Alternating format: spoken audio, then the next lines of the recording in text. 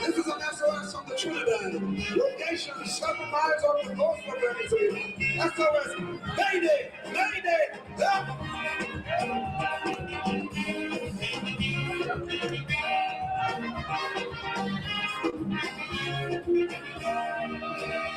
The Trinidad, a luxury liner, sailing the Caribbean Sea. Without a captain named Eric Williams. For years, it's old and free. But sadly, Eric Williams passed away. The ship hit water and day, someone turned the bridge over to a captain named Chambers. They got called, things started to fall. Hold me hand when I said I fall. When they tell me, Captain, the ship is sinking. Captain, the seas are rough. Oh yes, we got some almost empty, no electricity. We all pressure in the low. Shall we abandon that ship or shall we stay on it? I'm very slow. We don't know. We don't know. Captain, you tell me what to do. Whoa, whoa, oh, oh. Oh yeah. Oh my.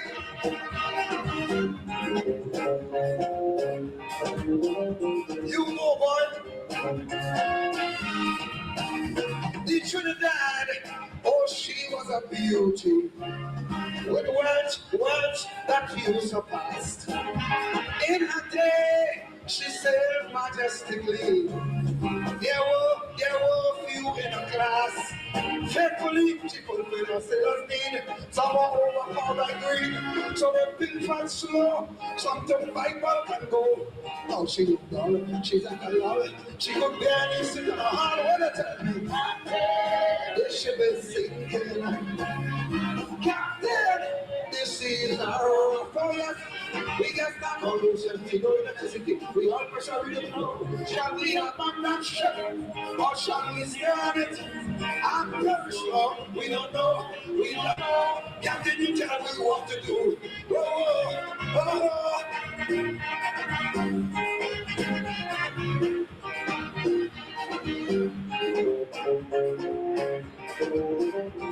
Oh yeah. The Trinidad, in her day of sailing, she was a friend, a true friend to one another. She never once ever hesitated to answer all SOS calls. And yes, what she always did her best to help all those in distress. Now it's so sad to see she's in difficulty. Though she in jail, some of them jail, and sarcastically declare, when I tell you, she was sick. What I say? Oh yeah, we got that almost empty, no electricity. We all pressure in the low. Shall we abandon ship or shall we stay on it? I'm very slow. We don't know. Captain, you tell us what to do. Oh.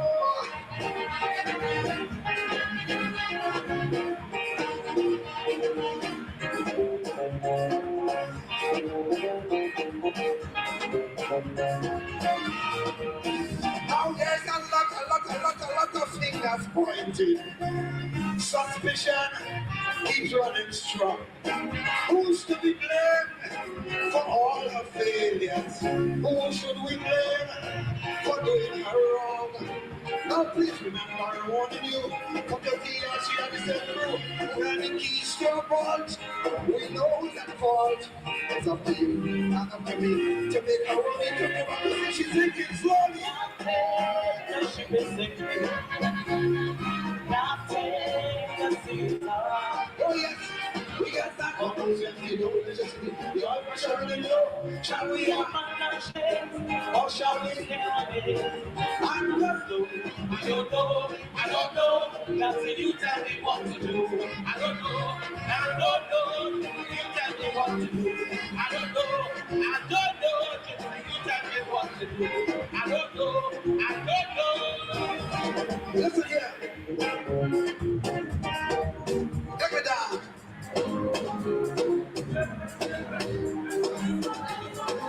Yeah. When in Grenada, I always feel fine. I want to talk to a friend of mine. Anytime we all meet on any street, I want you to take this message to Keith. Tell him I'm very sure he get a mandate like never before. But tell me what's next. Don't get the people vexed. Out of the way. I say, otherwise you will have to pay when they say, Captain, the ship is sinking. If they tell him, Captain, the seas are wrong. We get that almost every no electricity. We all pressure really low. Shall we abandon that ship? Or shall we start it? I'm very slow. We don't know. We don't know. Captain, you tell me what to do. We don't know. We don't know. Captain, check it out. Check it out. You know, tonight I was supposed to be in Toronto. And I said, I wouldn't trade this for the world. Not even for the money. And I decided to come and celebrate with my friend. It's all about it, ladies and gentlemen. And I want you as Grenadian people to cherish what you have. Because one of these days, you will have it no more. Show Wizard how much you love him. Give him a nice round of applause again. Happy 50th, my brother. And may God continue blessing him to see many more. I want to thank you very much for being such a wonderful audience. God bless you. We don't know, Captain. We don't know. We don't know. We don't know. Captain.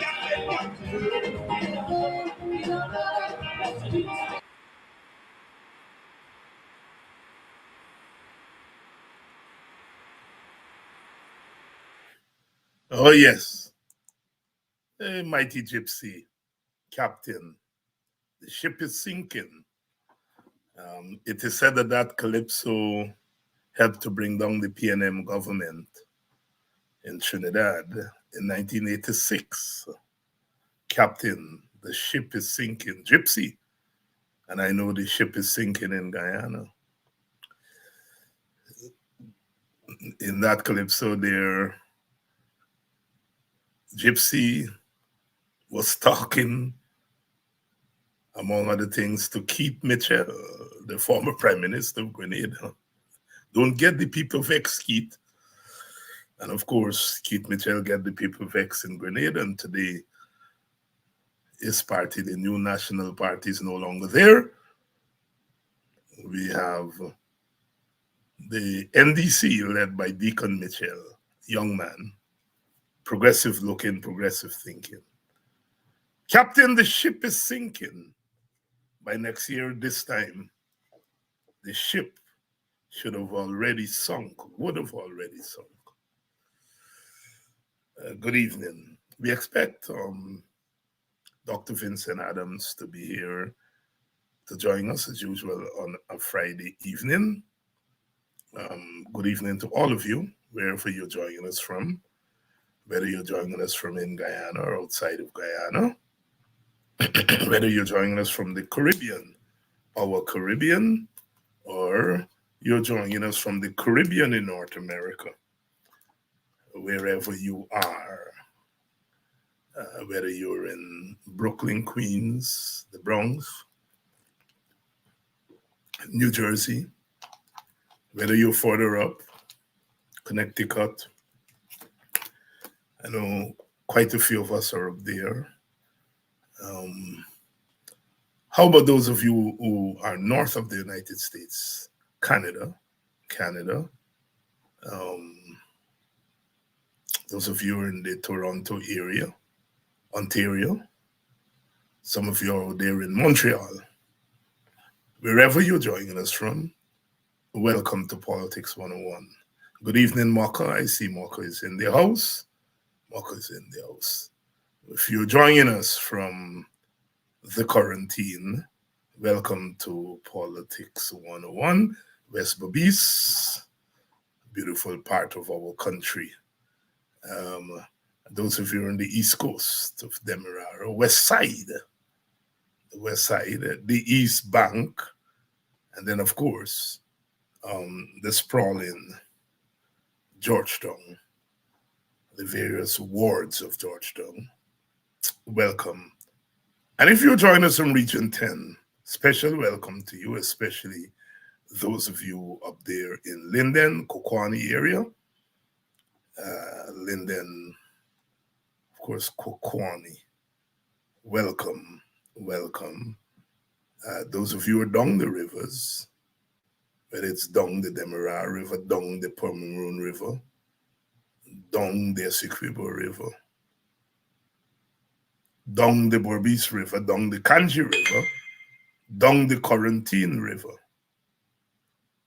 Welcome, welcome to Politics 101. Welcome to Politics 101. Good evening to you who are joining us from Suriname, French Guyana. Those of you who join us from those areas, welcome to Politics 101. Those of you who are up there in Region 8, Region 9, Region 7, Region 1 in the Northwest, welcome. Welcome to Politics 101. Good night. Maybe already getting close to morning. Those of you who are joining us from England, the United Kingdom, welcome to Politics 101. We've come to the end of a hectic week. There is never a dull week in Guyanese politics. Never a dull week in Guyanese politics. And we'd like to say that we keep the struggle. We keep the struggle going because it's important that the struggle continues. Special good evening to you on the west coast of the United States. Those of you who join us from California, and those of you who are joining, I see one or two of you joining us from Arizona. It's quite hot. It's hot all over. It's hot all over. Those who have been doubting, that we do have global warming, I think you're now seeing for yourselves what is happening in the world. Of course, we continue to shine light on all the terrible things that are occurring in our country. And we tend to ruffle feathers along the way. And as we must, Bob Marley said, I want to disturb my neighbor. And of course, I do want to disturb my neighbor. If my neighbor is out of order, neighbor must be disturbed. We have to make very clear that the threat that we will break the law and the fear of breaking these laws would make us shut up. The government uses the system to combat us, and we must be so fearful of the system that we do not respond. That's the whole game plan. But we're going to continue to respond. There is a conversation that is going on, is that something must be wrong with Guyanese people because we are not taking to the streets. We are not doing as the people all over the world are doing, whether it's in Kenya or it's in Bangladesh or wherever.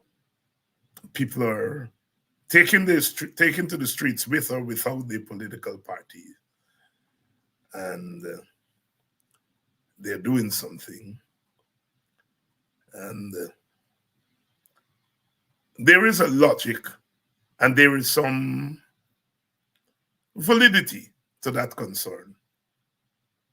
There's some validity to that concern. But if we are saying that we are human beings, then we cannot say that the lack of response, the lack of people on the streets protesting is a test or a testimony that we are not human beings. I think we're human beings. And the fact that we're human beings means that we will respond.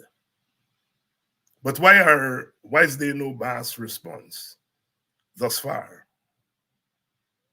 Why is there not any why is the opposition political parties not coming together, and whether together or individually, calling the people out to protest the myriad charges that we have been making?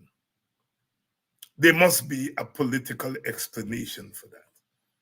Why the other public service unions, in particular the PSU, there are others, but why did they not come out and support the Guyana Trade Union, Guyana Teachers Union?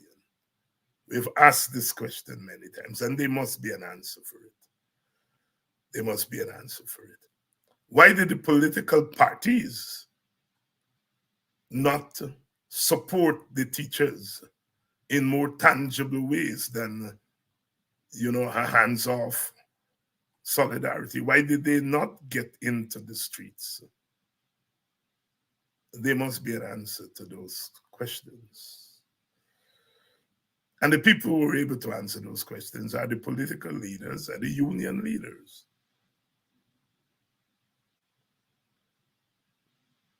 But those are questions that must be answered.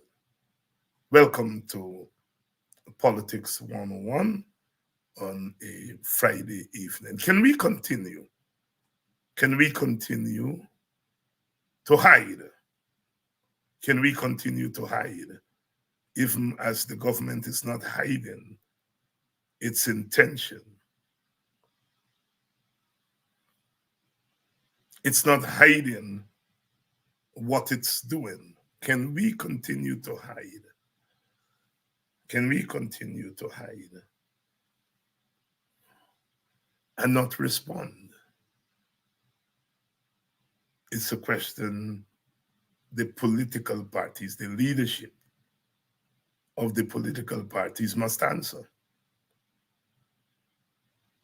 Well, it's a question that all of us who are supportive of the opposition, all of us must answer those questions.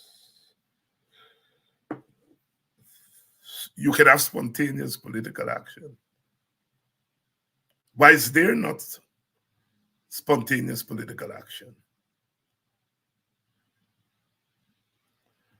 In other words, we're asking the question why the leadership, whether it's trade union leadership, a la civil society, or the political leadership, the leadership of political parties, why are other civil society organizations, the Black organizations at Pada G, Coffee 250, ACDO, why are they not taking the militant action that many of you have been calling for?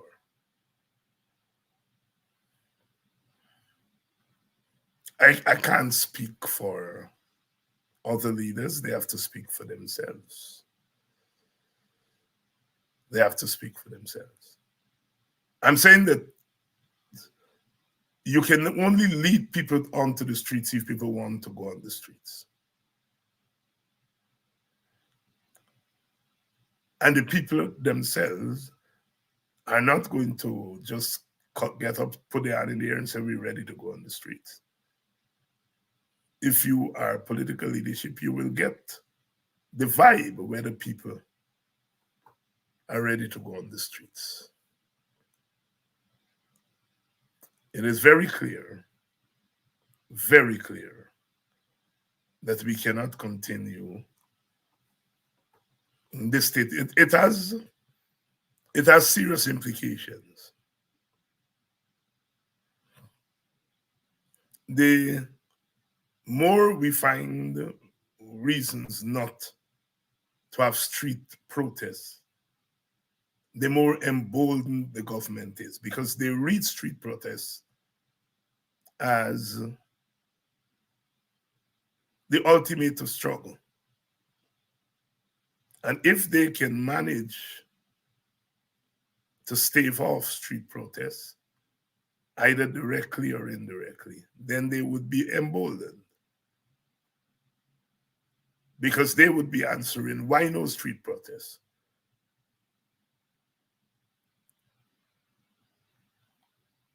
And then they, having answered that question, will then proceed to act. We have a government that is acting as though there is no opposition. And that's very dangerous. Very dangerous. It means that that government is going to overreach big, and it's going to provoke a reaction that is not organized. You see, if the political parties and the trade union, if they organize a street protest, it will obviously fall within the parameters of the law. If the government overreaches and people just, out of sheer frustration, take to forms of less organized resistance, then, as Dr. King says, what you're bringing out there, it is the need of the masses for attention. And often that kind of response is difficult to control. So the point I'm making is that the lack of enthusiasm on the part of the political opposition, on the part of union leadership, to engage in militant action, emboldens the government to overreach. The government is going to overreach, as political parties are bound to do when they don't see any opposition. But in the process of overreaching, they would be invoking ultimately some kind of response. And what our studies have shown is those kinds of responses tend to be less organized, less coordinated by political parties and civil society organizations, and they will be less predictable and more difficult to control.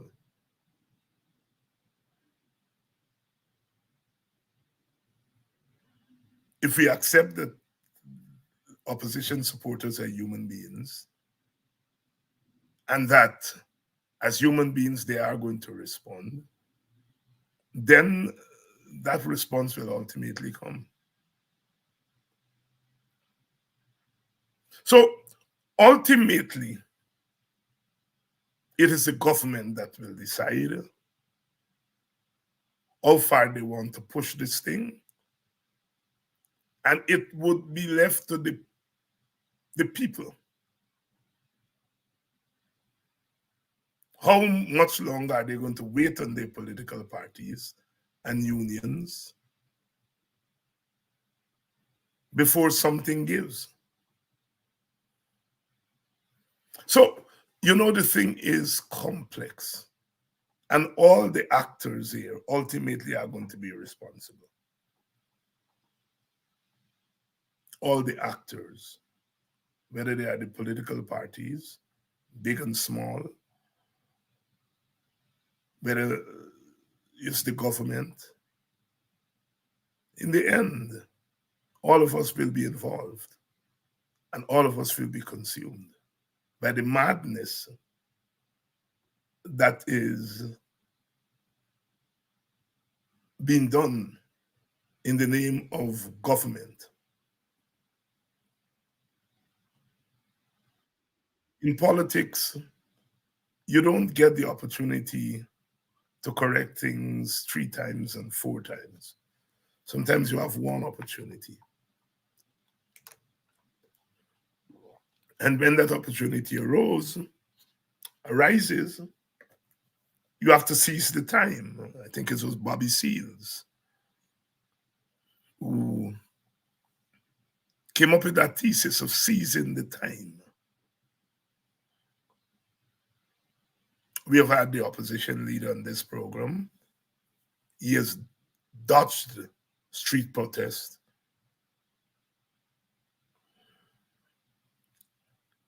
One would imagine that organizations would be very tactical about when they do street protests, how they do it.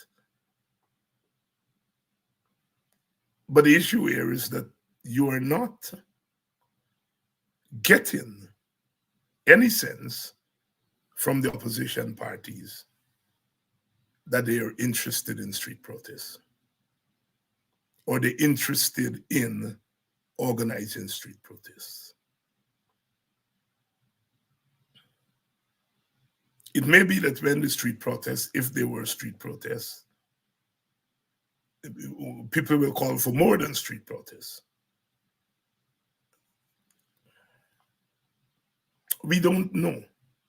We don't know. But the fact that there are no street protests is cause of concern. Because it is not natural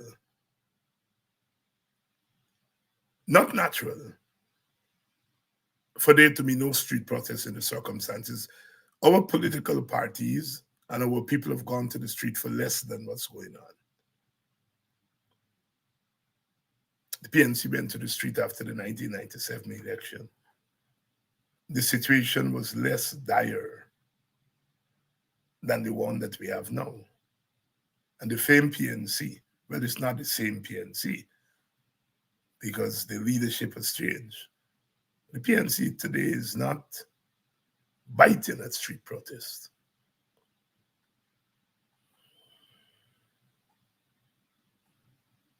It's not a situation that can continue. It's not for the good of anybody.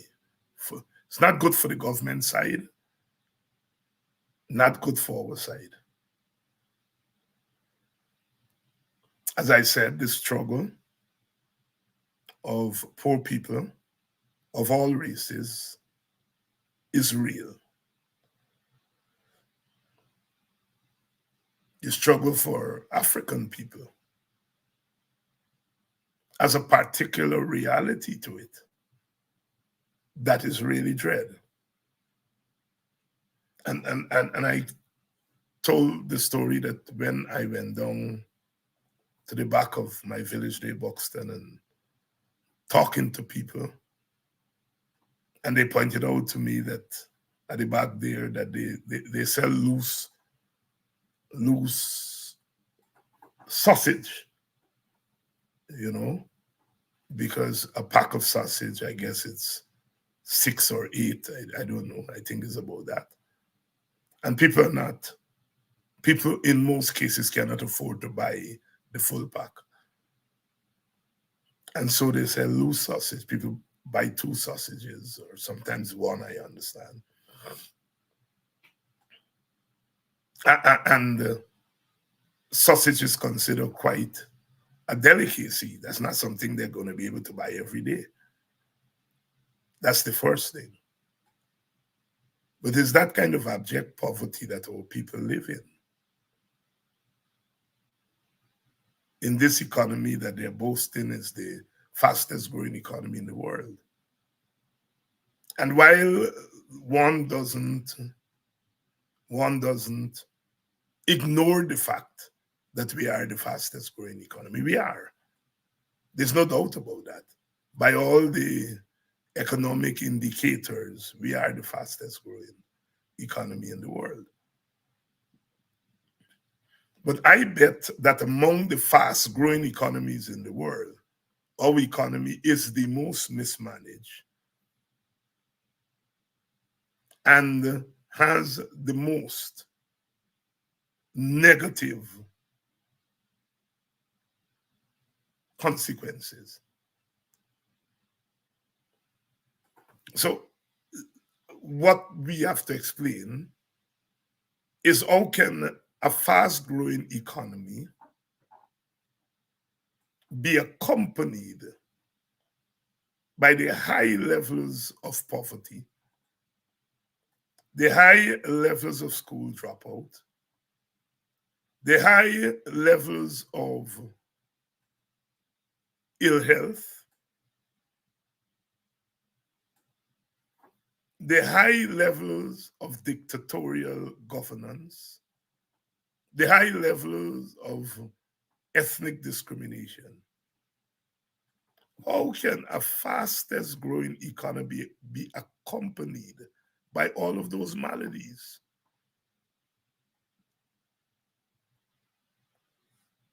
There must be something unique about that country that can throw up the fastest growing economy that is accompanied by high rates of illiteracy, high rate of school dropout,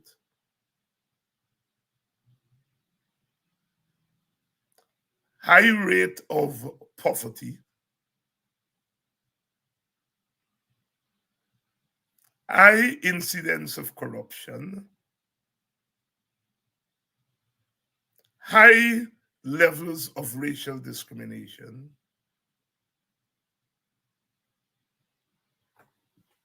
How can you have a growing economy with that? I think the mediation has to be the group that is in power. So high levels of economy and high levels of dysfunction. There must be a mediatory force, a force that is supposed to mediate the good news on the one and the bad news that's accompanied. There must be a force, and the force is the government. Ultimately, it is the government that is not able to translate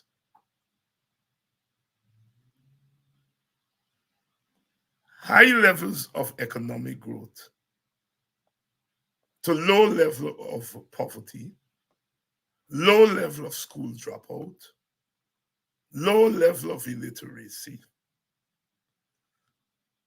high levels of democratic engagement. It is the government that is the mediating factor. I was talking to a teacher yesterday,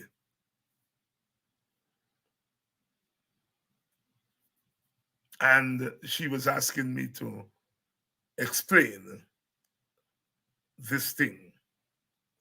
This is a graduate teacher that earns $210,000. So this is not one of the ones that are earning below 120. So she asked me 10% of 210, and we managed to say, okay, so you have about $21,000 there. So if your union were to accept, that is $21,000. And then you tax it, so it can go down from 21 to how much tax you're paying.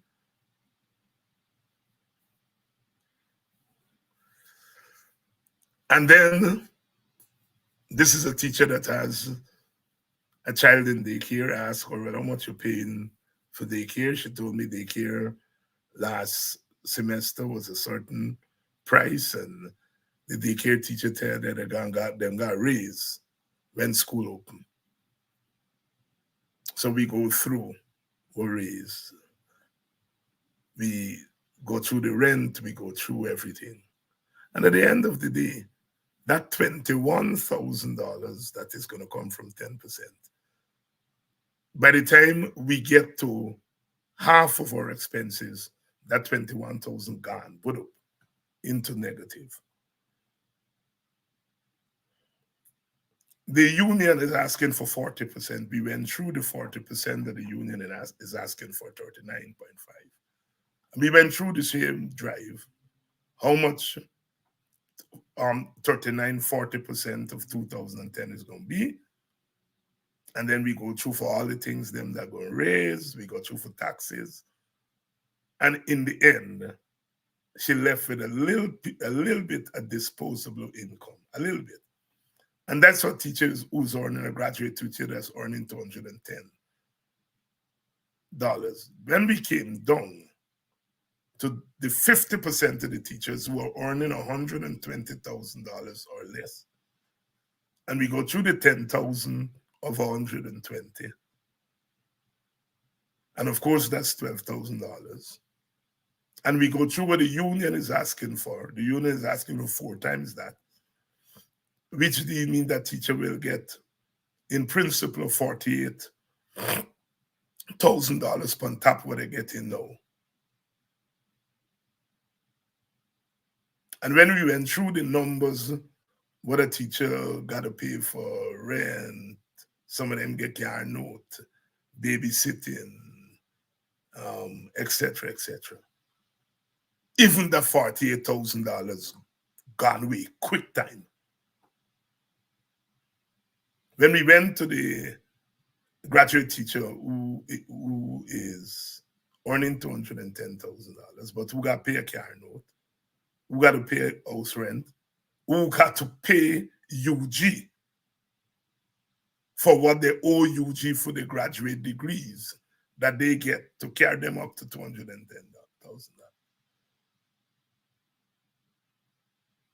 A 40% rise will left a small piece in that mother of 2. We left a small piece in her hand. For those who are earning below $120,000, nothing left in their hand. So you see how systematically teachers are being underpaid. Systematically. This government who's supposed to mediate, this government which is there, we have on the one hand wealth coming in through oil, but that is accompanied by teachers who are not having a living wage. Who is to mediate between the wealth that is coming in and the teachers being paid a livable wage? It's the government. The government is the mediator. And the government in this case refused to mediate on the side of the teachers. And then you go now to the subtext. This category of workers called teachers, more than 75% of them are of one ethnicity or race. More than 80% are of one gender. They're women. And they're mostly poor women. So we are talking about poor African Guyanese women. That is the group that is being targeted. When you target teachers, you are targeting a general category called teachers. But in our ethnically divided society, our workforce is ethnically determined or divided. And so teachers, for the most part, are African Guyanese women. So in the end, it is African Guyanese women that are being beaten up by the government. And the African Guyanese in there is important because those women have very little income to circulate in their own communities.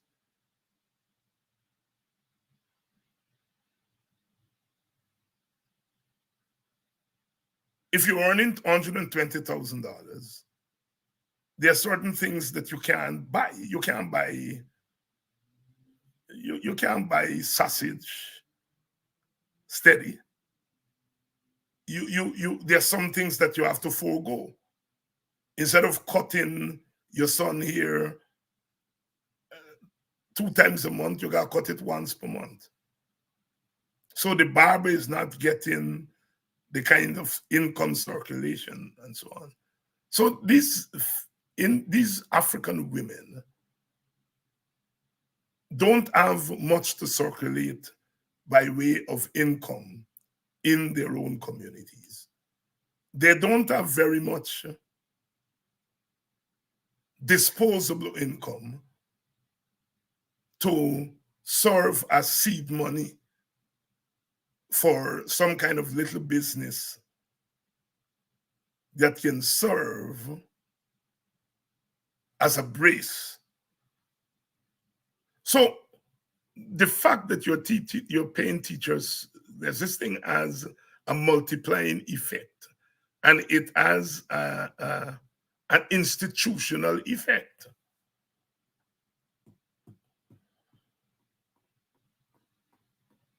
And so the government is guilty on many fronts, many fronts. Now let's talk about sugar workers. Let's talk about sugar workers. I hear you, John. John is asking, did former President Granger listen to anyone from the WPA? No, he didn't. It is not that we have all the answers, but we have people, we have economists who have thought through these things. And that is why I'm saying that one has to be clear and intentional. The WPA is not afraid to say that if we are part of the new government, we will support policies that are geared to all ethnic groups. And that is why our cash transfer is a transfer to families, whether that family is African, Indian, Amerindian, Chinese, Portuguese. Each family will get the same amount of transfer from the government. Some families, the richer families, may not need it.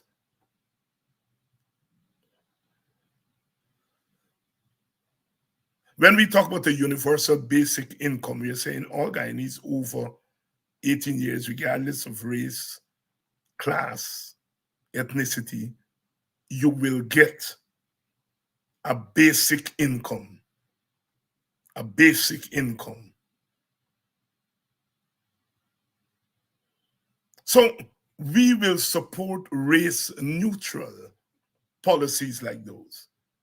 But we will also pay attention to the United Nations, which has allocated 1 decade and they're going to allocate another decade to deal with the particular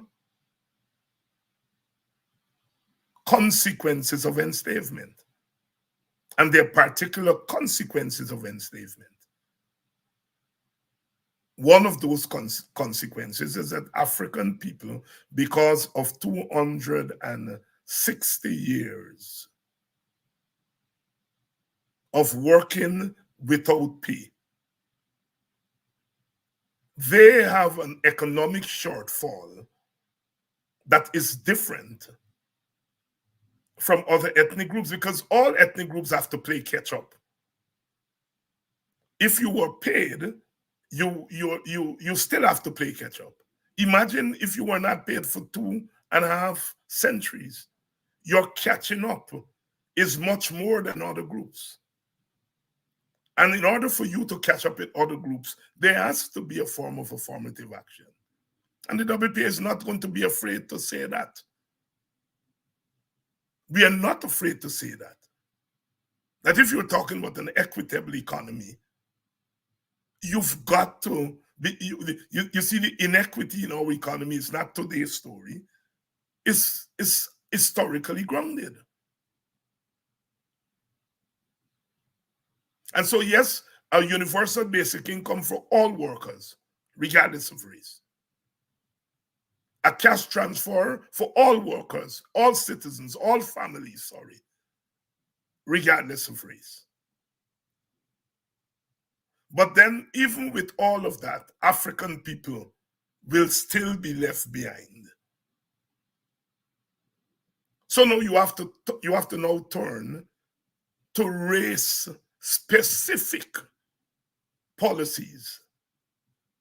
So you have general race neutral policies, such as cash transfers, such as a universal basic income. Those are universal. Those are race universal. But because African people are so far behind, when you give a general thing, they're going to move. But as they move, those in front move in. And so the gap is still going to be there. And in order to cover that gap, you now have to go to race specific policies.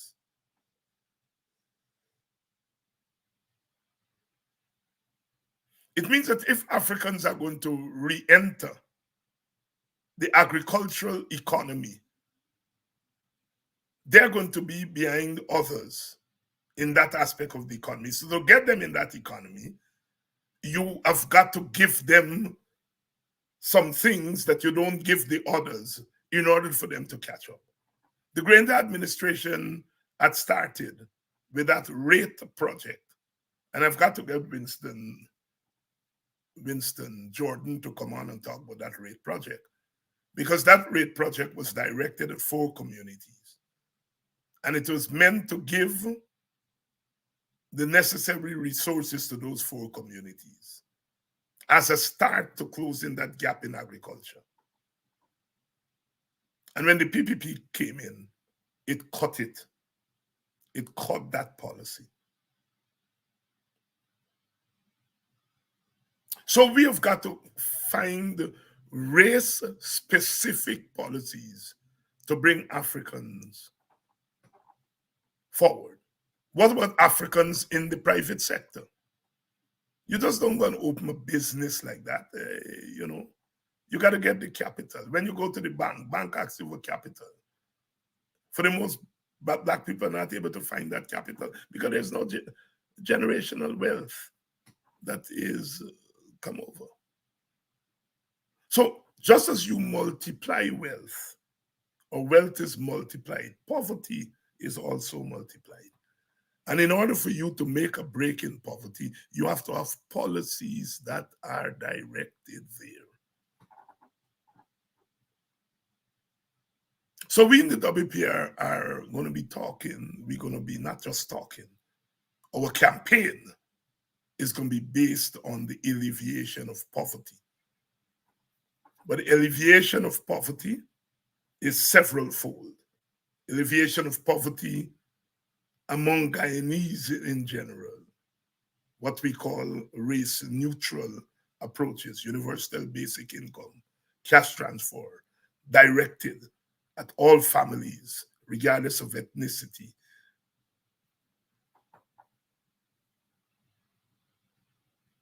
And we hopefully will attach a universal basic income, universal cash transfer. We're going to attach to that cash transfer school attendance. So we are hitting 2 birds with 1 stone. You get a cash transfer that is aimed at your economic wherewithal, but it is also going to link to school attendance. Your children will now have to be released from helping with the farm or helping to sell at the corner. They will now be released to go to school. So we are beginning to cut the school attendance. We're beginning to raise the school attendance, sorry, not cut it, raise it. We are linking. So this is not the WPA going around to villages and say, look at $20,000, look at $30,000. No, that's not. That is what the PPP is doing. We are going to calculate the government agencies. We are suggesting 10% of the oil revenues. And then we're going to see how much that 10% in with the amount of oil that we sell for that year. So we divide that 10%, how much is it, by the 220 households, and that will be determine the size of the check.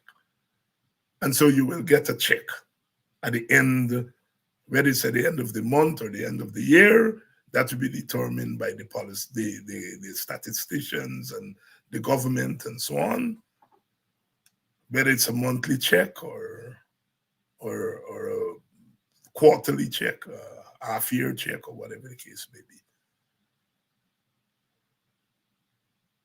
And so you are going to get the by law.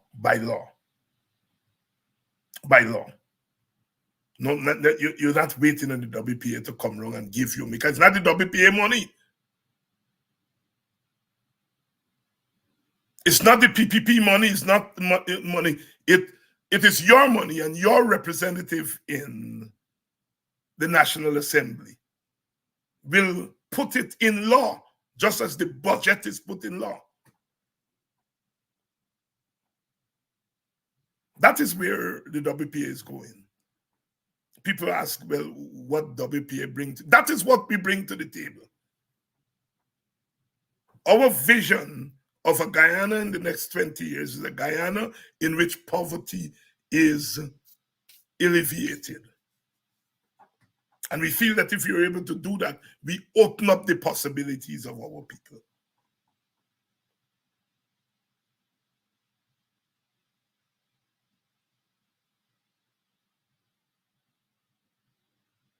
And it is the reason that we are saying that we need all hands on deck, not just one party, the PNC, as its emphasis. The AFC has its emphasis, the WPA has its emphasis. And when we put the policy emphasis, the vision of each party, and we put them together, we have a larger vision.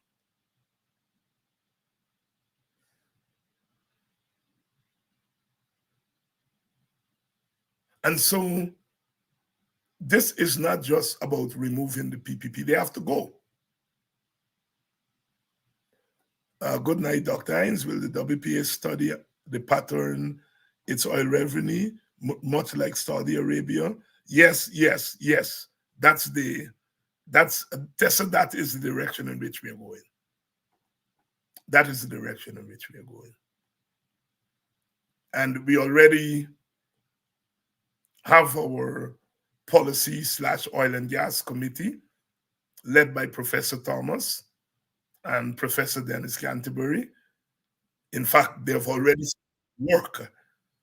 They already start to work and already start to put things in place. So our presentations going forward will be much more structured and so forth. So we have already started to do that work because we are anticipating that we have to campaign. If we're going as a coalition, we have to campaign. And so we are working out our campaign positions, our policy positions. And if we're going with one other party or two other parties, they bring their policy positions. Some of our policy positions may intersect, all the better. But that we will have a strong opposition platform, and we have to begin to talk about winning. And we have to correct the problems of the last government. Our government, the last government, functioned in a one-dimensional way. You know, it meant to do well for the country, for working people, and it engaged in what we may call race-neutral policies.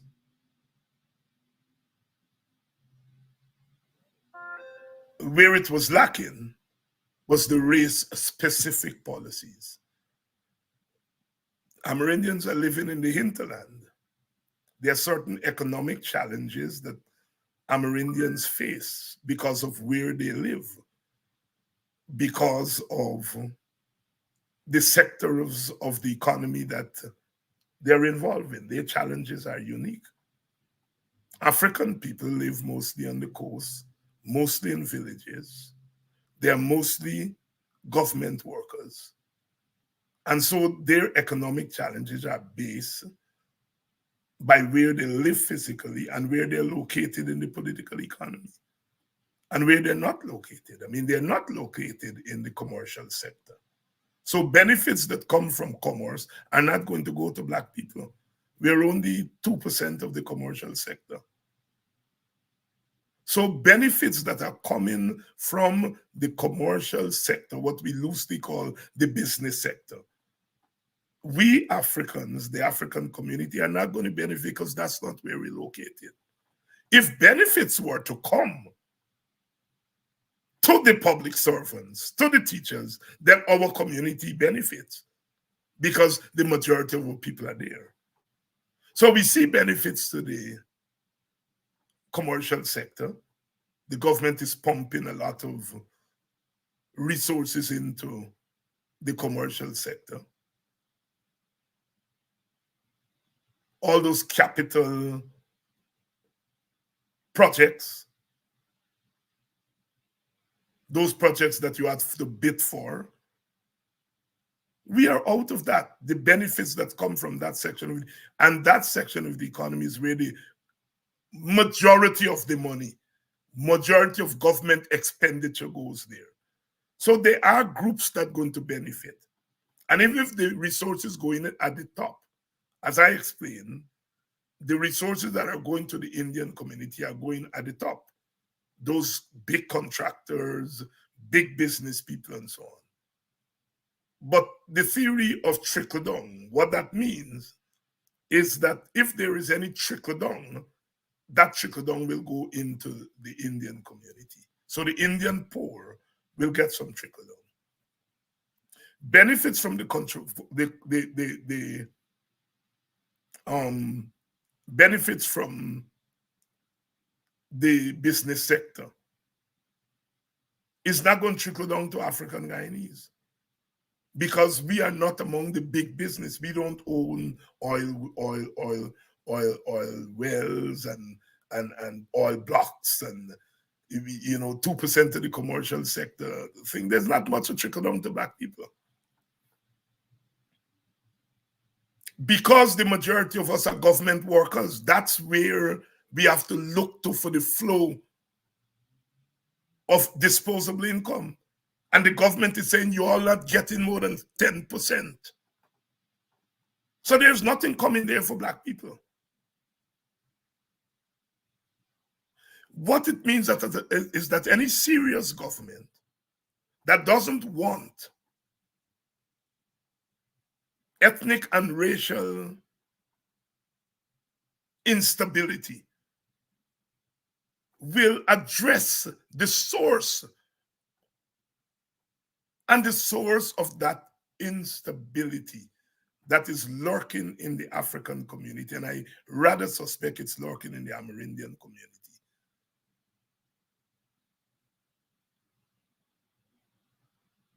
That thing that is lurking there, the government has to address it. It has to address it. You all may ask, well, why did Nigel Hughes do all that big thing? Is to give us something in our hands so that when we take government, we know where the discrepancies are. And they have to be corrected. We have to make this economy more equitable, not by taking away wealth from those who have more, but it's by giving more to those who don't have. It's not about taking away from anybody, even though some of them may have acquired the wealth in the worst ways.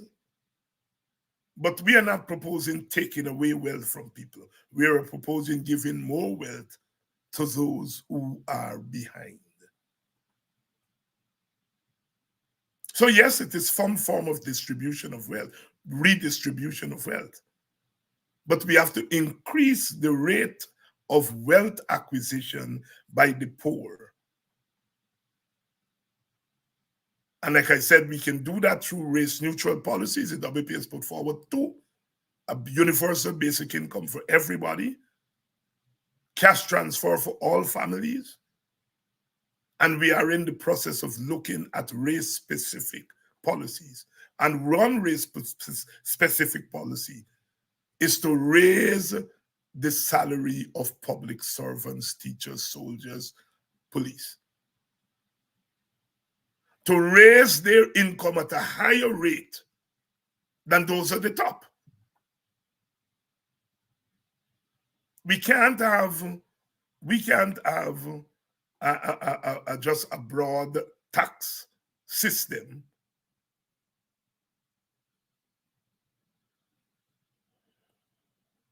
We can't have just a broad tax system. We can't tax the rich in the same way as we're taxing the poor. And so that area has to be looked at. And we have to increase the possibility of them taking more income. If they're located in the public sector, as African Guyanese women are, they're located in the teaching sector, in the public sector. So we have got to make more income available to them. Because the cost of living is not just the cost of food in the market. It's whether, in fact, workers have the necessary income to buy the food. If the income and the prices of food are the same, then the cost of living will be better. If the price of food is up there and the income is below, then the cost of living goes up. If you bring the price of labor, meaning the money you earn, up to the prices in the market, then the cost of living goes down. So cost of living is just not prices. It's whether you have money to buy what is being sold in the market. And right now, teachers can't buy what's sold in the market. Not with the salary they have, not with 10% raise. They've argued that they need 40% to just bring them closer to where the cost of living is. And the government is not giving that. So any new government, if I am the education minister, the next day I talking to my government, I talking to my finance minister, find that money. Then I talking to the union. Let's talk about what you will accept.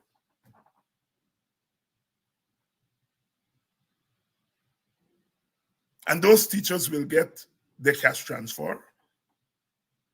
And we're going to put a universal basic income so that they get it. And we will enshrine in law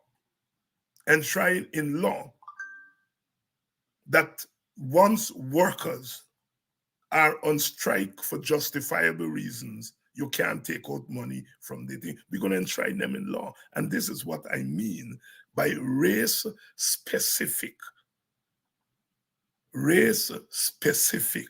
policies.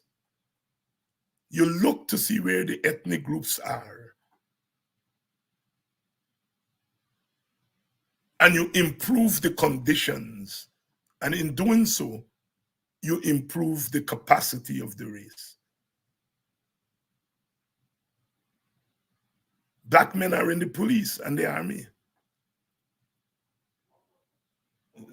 With all due respect, they are not being paid well.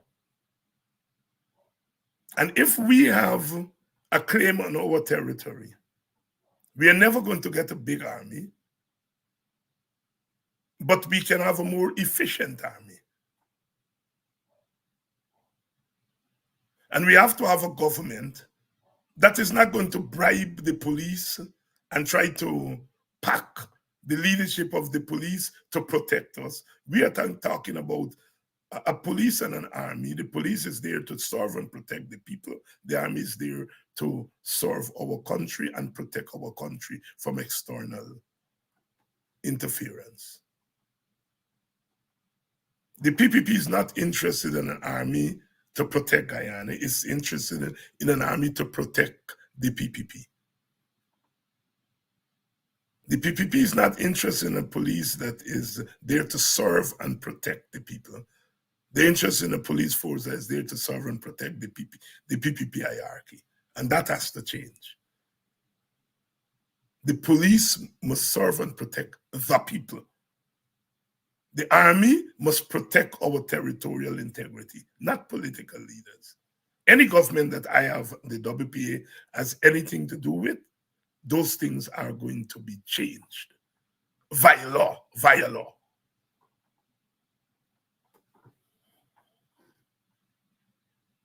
And that is why I'm saying, if you agree with the policy emphasis of the WPA, join our party. Because, yes, we are talking about coalition government. But when you sit down at the coalition table, you have to justify your place there. And this country like to look at numbers, although we don't know numbers. Like I said, the PNC can't tell you what is the size of their support in the population. The PNC hasn't gone to an election on its own since 2006. And at that time, they got 34%. Since then, they've gone in as part of APNU and then later as the coalition. So you don't know exactly how many votes they have. The WP hasn't gone to an election on its own since then either. So, neither the WP nor the PNC. We take it that the PNC is a larger party, it's an older party, it's that thing. That is taken. But we don't know exactly how large, how small. The AFC hasn't gone on its own since 2015. And so when you sit down at the table, in the absence of polling, because we don't seem to have credible polls and so on, I know the political parties are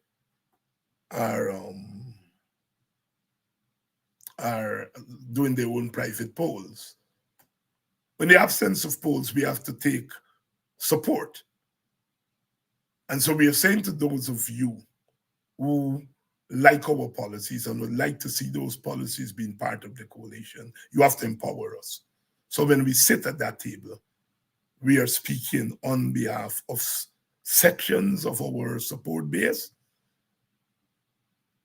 that are supportive of our policies. So, as I've said, the fact that our party has named its presidential candidate and it's rolling out what is going to be its vision and its platform doesn't mean that we are not going as a coalition. But we haven't reached that point yet. None of the parties has signaled that they're ready to talk about coalition. Each party is trying to organize itself, strengthen itself, so that when we sit at the table, we sit there as strong entities. We must not have any weak link. All our links must be strong. Of course, some will be stronger than others, and we, I think, have the capacity to work that. But no longer are we in the WPA prepared to work for a coalition, and at the end of the day, somebody said, take one ministry and take one parliamentary seat. No. We're not doing that again. We're not doing that again. This time around, we are going to earn our keep. And even if that means that in some instances, we have to differ with our partners in the opposition, then sometimes we have to do that. We have to differ so that we can come together and to make sure that our first order of business is to get rid of the PPP. My party believes ultimately in winner-take-all politics must go and that we must have a national government. But you can't bring the PPP into what the PPP is a domineering party. It doesn't believe in sharing anything. It believes in getting everything for itself. And it has people like Rafi Dev and them who are ideologically justifying that for them. We ultimately believe in a national government that includes all political forces. But sometimes you have to win first on the winner take all thing in order to get rid of winner take all. Because if your people on the other side are not patriotic enough to recognize that winner take all must go, and they still believe in winner must control with 50%, must control the entire state and the entire society. That's what they believe in. And that's dangerous for Guyana and for any country. So our first order of business is to ensure that the elections are free and fair. And then we win those elections as a coalition, which means that we're halfway towards a national government. And then work for a national government from there. But we don't believe we in the opposition alone have all the answers to the country's question. We do not believe as an opposition we are speaking for Indian Guyanese. We can't. Just as we don't want the PPP to speak for Africans, we must not think that we Africans, even if we win an election, the coalition, which is going to be majority Africans, yes, Indians and Amerindians are going to be there, don't get me wrong. But we cannot assume that we can speak for Indian people. And the best thing is to have the representatives of Indian people at the table. We cannot believe that we can win an election with a 1-seat or 2-seat majority and govern for the other 48%. No, we can't. They should not be doing what they're doing, and we should not emulate them when we get power. So that's where we are, sisters and brothers. I just wanted to clarify some of that, the issues from a WPA standpoint, and to make it very clear that that's the direction in which we are going. The larger vision, and then we have the elements of that larger vision, policy. And I'm saying no longer will that lady have to struggle selling or planting chip in the afternoons. A planting chip is $200 a pack. If she sell 25 pack, that's $5,000. She carrying home. And there's not profit because she got paid for what she put in. If she sell 50 packs of planting chip, and that's a lot, that's $10,000. When she take out what she put in, when she take out she labor of standing there, she ain't get very much by way of profit to take home. Because she walking. She out there from 2 o'clock in the afternoon till midnight. So she's doing an 8-10 hour shift. She got paid for thing. No. We're going to take some of that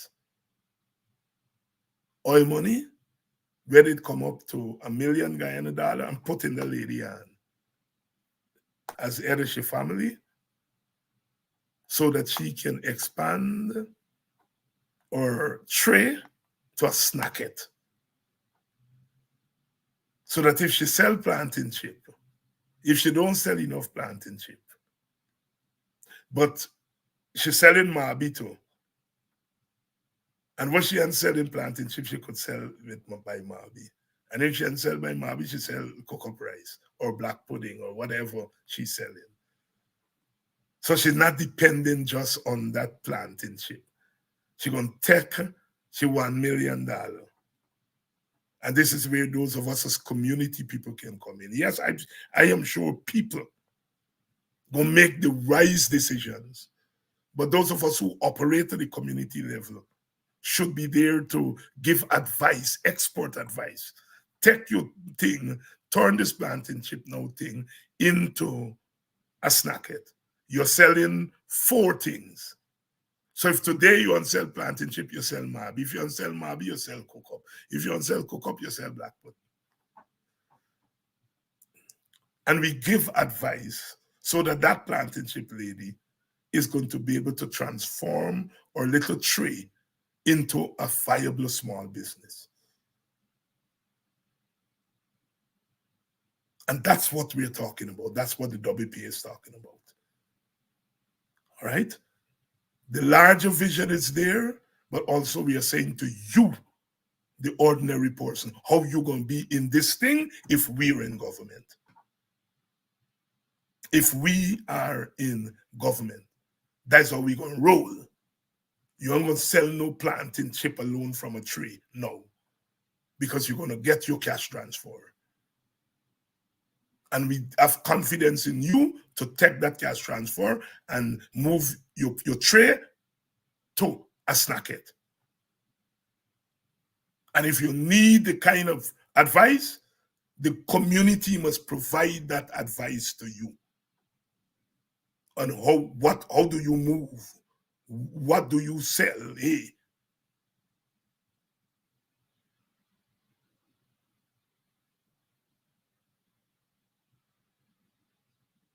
So, sisters and brothers, that's where we're moving. It's not just about the PPP this and the PPP that. It is what we are going to do. On Sunday, the Coffee 250 is going to be having the State of the African Guyanese. The top presenters are Aubrey Norton, Nigel Hughes, Henry Jeffrey, David Hines, and IPADAG's CEO. And we're going to be talking about how, certainly I would be speaking about how my party intends to deal with the issues that affect African Guyanese when we get into government, or we're going to use the government to carry out the mandate of the United Nations. All right? So I'm going to see you all there on Sunday, the cricket people. I'm going to see you all on Sunday night. And then Politics 101 people, we're going to come back here on Monday. See you all.